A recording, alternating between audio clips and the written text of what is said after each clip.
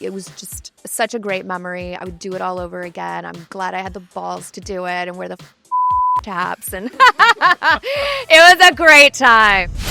Christina and Stephen, welcome to Heart's Evening Show. How are you? Thank you. Wonderful. Thank you. Awesome. Happy to be together. We're super excited. Burlesque is a brand new home here at the Savoy Theatre in London. You guys have obviously collaborated for the original film Burlesque back in 2010.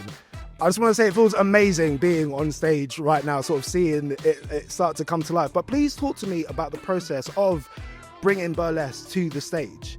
We always talked about it being on the stage, and it started on the stage really with Christina so many years ago when I saw Christina just did one night with the Pussycat Dolls, or maybe it was 2 nights. I'm trying to remember. And Fun. I was filming it at the Roxy. There were only 300 people in the audience, and I saw Christina in the show, and I realized that this is a movie, so really Christina inspired it all so long ago, and we always talked about it coming to the stage, and we've been talking about it now for 8 years, and here we are. And it was a long process and an incredible process, and with an unbelievable mentor and leader, Christina, and who made the movie happen and now made the live stage musical happen.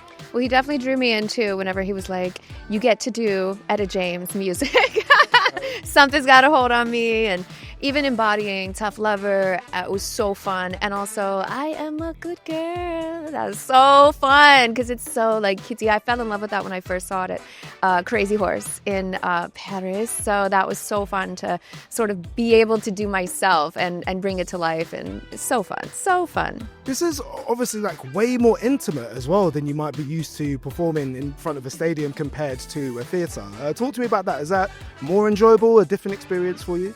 It's definitely different, but I think you feel the energy of different audiences and you respond differently when it's a bigger audience. Of course, I get more boisterous. It's just, you're feeling all of that energy come at you at once, and you want to connect with it and give back. And it's a larger than life moment. And then being in a theater environment, you're able to sort of draw in a little bit more, connect with them on a more intimate level. So I really, really love both worlds, but being able to be in a theater setting, it's gorgeous and it's so beautiful. And I love seeing the Queen's box over there. Well, Christina, you have given us some iconic moments over the years. If it's all right, I just wanted to share some of my favorites. Sure. If we could start off back in 1999, Genie in a Bottle, a fantastic look. In fact, can I just give you a quick reminder just in case you've forgotten? It's a double denim look, a bold choice for the beach. But did you have any idea, if you just take me back to that moment, you finished recording it, the song's about to come out, did you have any idea it was going to become as huge and iconic as it has? I mean, you can only hope for that. You're hoping to connect with people and to be a part of their lives. And I was born to entertain. It's a part of my DNA. It's where I sing from, and it's just a gut feeling and reaction and the want for being able to, give people a sense of fun and release, or have a moment of, for the ballads, connecting with themselves and being a part of their lives is just, it's a beautiful thing. And I never take that for granted. And looking back at, the body of work and being able to have fans over time in a career and, who stand by you through motherhood and, all the things, it's so beautiful. So you can only wish and hope for the best, but I'm so grateful that it happened. Let's fast forward to 2002. Dirty, featuring Redman. Now, yes. I lost my mind the first time I saw the music video for this as a young man. Can you tell me, what was the concept behind this? Was the mood board biker, fight club, mud wrestling? Was it and all the above? I mean, it was with David LaChapelle, who is one of my favorites, and he's so fun to work with because it can be wacky and sexy, and it's just his, photography and visuals are so captivating and electric that creating this sort of underground world where you get all these cast of characters, plushies, all these things. It was just, outrageous and fun, but it was one of the best times I've ever had on a music video. I love doing that on the motorcycle and in the shower scene with the girls. It was just honestly so fun. It was just such a great memory. I would do it all over again. I'm glad I had the balls to do it and wear the chaps, and it was a great time. Well, it's funny you mentioned the chaps. That's such an iconic look. Do you know that's like available as like a fancy dress Halloween outfit? You can get like the... I know, I'm obsessed. Yeah. I love seeing it. I love seeing people dressed as the dirty, outfits with the chaps and the all of it, the black and blonde hair. I love seeing people reinvent and have fun with, different creative free choices I've made. So it's a really beautiful thing. I love that. Well, one of your biggest collaborations is with Maroon 5, Moves Like Jagger. Mm-hmm. Got a fun statistic. It's been streamed over 1.8 billion times, which is roughly 1/8 of the world's population. That's quite fun, isn't it? Wow, that is fun. Yeah. Have you ever heard from Mick Jagger about that song? Is he flattered by it?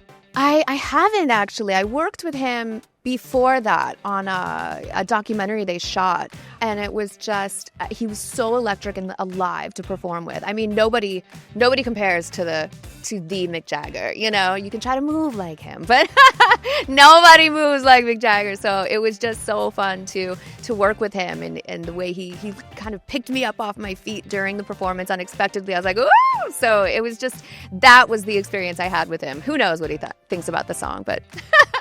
Steve, do you have a favourite Christina iconic moment or look from over the years? Probably, look, there's so many, but back to basics. And, just because it really speaks to everything that I love. And it's not, and I know we overuse this word iconic, but it is iconic. And it really inspired me. I've just been, everything Christina does inspires me because it's just other level. Finally, guys, I have a question I like to ask all of my guests. It's called Please Stop Asking Me. It's like the one question you think comes up quite a lot. And we're not saying these are good or bad questions. Just at this point in your career, you feel like you've probably answered it enough. Do you have a question like that? Please stop asking me. For me, I think... after a while, I'm just like, enough about me. Like, what about you? Like, I'm always interested because I feel like I'm always sharing, like, in interviews or, like, even, when I'm in glam or, my team, it's just like, sometimes I want to know the gossip about them. I'm like, enough about me. Yes, I want to know about your personal lives. Give me the dirt, give me the juice, give me the tea, yes. I did have a guess at one of the questions, which is... the story behind the song Beautiful is actually one of my favourite stories about how a song was made. So the legend is you did it in one take and you were lying down while you did it as well. Is there any truth to that? Lying down, I might have...